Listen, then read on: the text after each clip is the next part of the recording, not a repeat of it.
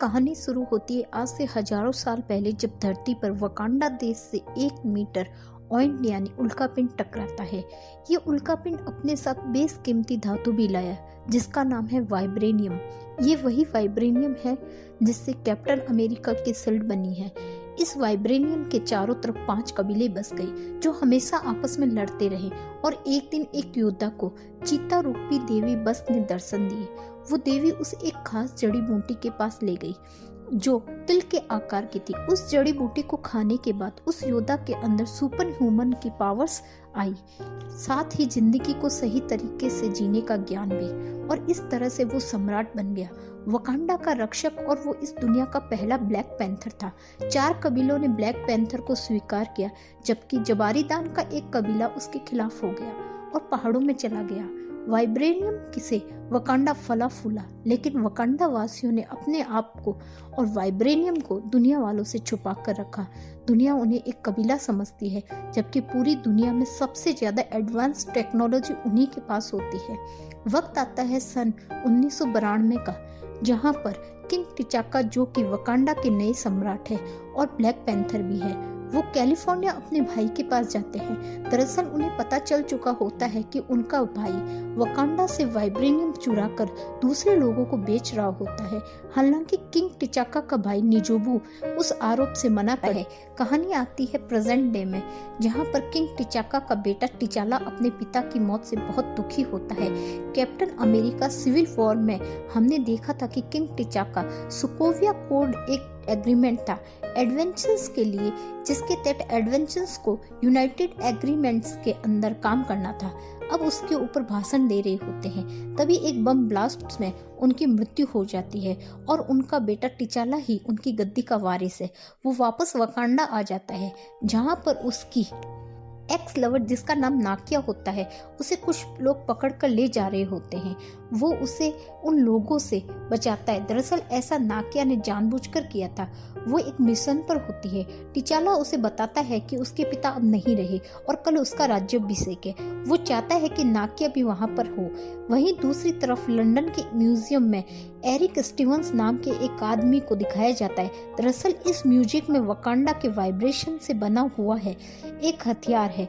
ये यहाँ पर इस हथियार को चुराने के लिए आए थे। एरिक के साथ यूलेलियस नाम का आदमी भी होता है, जो पहले की एरिक के पिता के साथ आज से कई साल पहले वाइब्रेनियम की स्मगलिंग कर चुका है, और ये दोनों यहाँ से उस वाइब्रेनियम के हथियार को चुरा लेते हैं। और दूसरी तरफ वकांडा में दिखाया जाता है जहाँ टिचाला का राज्य अभिषेक होना है, पर यहाँ पर कुछ पुराने रीति रिवाज होते हैं जिनके मुताबिक टिचाला के अंदर से ब्लैक पैंथर की शक्तियों को वापस ले लिया जाता है।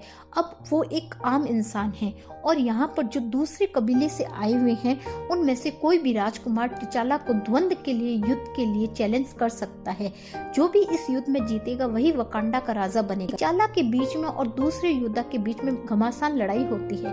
हालांकि टिचाला उसे मार सकता था, लेकिन टिचाला उसे हार मानने के लिए कहता है, और इस तरह से टिचाला वकांडा का राजा बन जाता है। और टिचाला को वाइब्रेनियम से बनी दिल के आकार की उस खास जड़ी बूटी को पिलाया जाता है, जिससे उसके अंदर ब्लैक पैंथर की शक्तियां वापस आ जाती है। और राजा बनने के बाद टिचाला को यानी कि ब्लैक पैंथर को पता चलता है कि लंदन के म्यूजियम में वाइब्रेनियम चुराया गया है।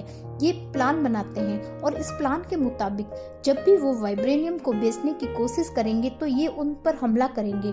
और जब एरिक और यूलेलियस वाइब्रेनियम की डील कर रहे होते हैं, वहां पर ब्लैक पैंथर आ जाता है और ब्लैक पैंथर यूलेलियस को पकड़ लेता है। और जब यूलेलियस की इन्वेस्टिगेट हो रही होती है तो वहां पर एरिक एक ब्लास्ट करता है, जिसके बाद वो यूलेलियस को वहां से छुड़वा लेता है और एक अनजान शक्ति उसे धकेल देती है।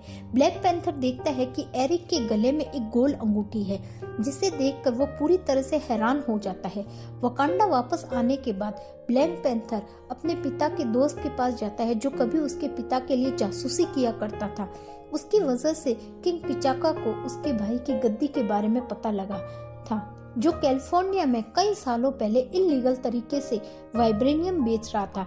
ब्लैक पैंथर उनसे पूछता है कि आज मेरा जिस आदमी से सामना हुआ उसके गले में ठीक वैसी अंगूठी है जो मेरे हाथ में है। ये मेरे दादाजी की अंगूठी है, ऐसा कैसे हो सकता है? वो ब्लैक पैंथर को बताता है कि आज से कई साल पहले तुम्हारे पिता के भाई को यानी कि तुम्हारे चाचा को कैलिफोर्निया एक मिशन के लिए भेजा गया था। वहाँ पर उसे एक अमेरिकन लड़की से प्यार हो गया, उसका एक बच्चा भी हुआ। जहाँ तुम्हारे पिता ने अपने भाई के पास मुझे जासूस बना के भेजा था, मुझे पता चला वो वाइब्रेनियम चुरा रहे हैं। दरअसल वो खतरनाक हथियार बनाना चाहते थे। वो चाहते थे कि वकांडा इस दुनिया पर राज करे। जब तुम्हारे पिता किंग टिचाका को ये बात पता चली तो उनका भाई वाइब्रेनियम चुरा रहा है तो वो कैलिफोर्निया में है और उन्होंने अपने भाई से कहा तुम वकांडा वापस आ जाओ। तुम्हारे पिता का भाई मुझसे नाराज था, उसने मुझे गन तान दी और मेरी जान बचाने के लिए किंग टिचाका ने अपने भाई को मार दिया। पर उनकी मौत के बारे में कभी किसी को नहीं बताया गया और उनकी मौत के राज को हमेशा राज ही रखा गया। उनके बेटे को हम वहीं छोड़कर आ गए। वहीं दूसरी तरफ एरिक को दिखाया जाता है। यूलियस को जिसने उसे जेल से छुड़ाया था उसे वह कहता है कि मैं वकांडा जाना चाहता हूँ। यूलियस कहता है वकांडा कोई भी नहीं जा सकता। एरिक उसे अपने होठ के नीचे एक नीला निशान दिखाता है। वही निशान सिर्फ वकांडा वासियों के पास ही होता है। यूलियस समझ जाता है कि एरिक वकांडा से है, जो वो यहाँ से भागना शुरू करता है, लेकिन एरिक उसे मार देता है और वकांडा आ जाता है, जहाँ पर वो वकांडा के बॉर्डर पर यूलियस की बॉडी देता है। जिसके बाद एरिक को किंग टिचाला यानी कि ब्लैक पैंथर के पास लाया जाता है। ब्लैक पैंथर को पता है कि एरिक ही उसके चाचा का बेटा है और वो भी एक वकांडा वासी है। एरिक उसे कहता है कि मेरे पिता को तुम्हारे पिता ने धोखे से मारा और इस गद्दी का असली वारिस मैं हूँ। के अंदर से ब्लैक पैंथर की शक्तियों को निकाला जाता है। इसके बाद एरिक और टिचाला के बीच घमासान युद्ध होता है। इस युद्ध में एरिक की जीत होती है। वो टिचाला को बहुत बुरी तरह से जख्मी कर देता है और झरने से नीचे फेंक देता है और इस तरह से एरिक को न चाहते हुए भी वकांडा का राजा बनाना पड़ता है। इसके बाद उसे दिल आकार की वो जड़ी बूटी जो वाइब्रेनियम से बनती है वो पिलाई जाती है। उसके बाद उसके अंदर ब्लैक पैंथर की शक्तियां आ जाती है। एरिक कहता है कि जहाँ पर जितनी भी जड़ी बूटियां हैं उन सबको जला दो ताकि उसके बाद किसी के भी अंदर ब्लैक पैंथर की शक्ति ना आए।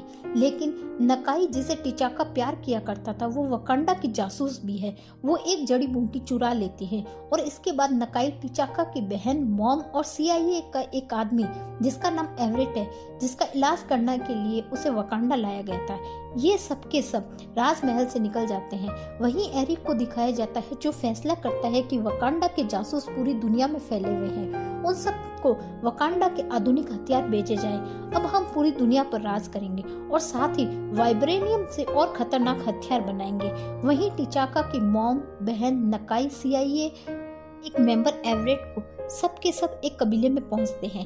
यहाँ पर ये मदद मांगते हैं, लेकिन कबीले का सरदार उन्हें बताता है कि हमारे आदमियों को नदी के किनारे टिचाका की बॉडी मिली, वो अभी भी जिंदा है पर वो कोमा में है। और ये सब के सब टिचाका के पास जाते हैं। नकाई के पास वो वाइब्रेनियम की जड़ी बूटी का वो फूल है जिसे वो राजमहल से लेकर आई थी। ये आखिरी बचा एक फूल टिचाका की मॉम इससे सीरम बनाती है और अपने बेटे टिचाका को पिलाती है। इससे टिचाका अपने पूर्वजों की दुनिया में चला जाता है और वहाँ पर वो अपने पिता टिचाला से मिलता है।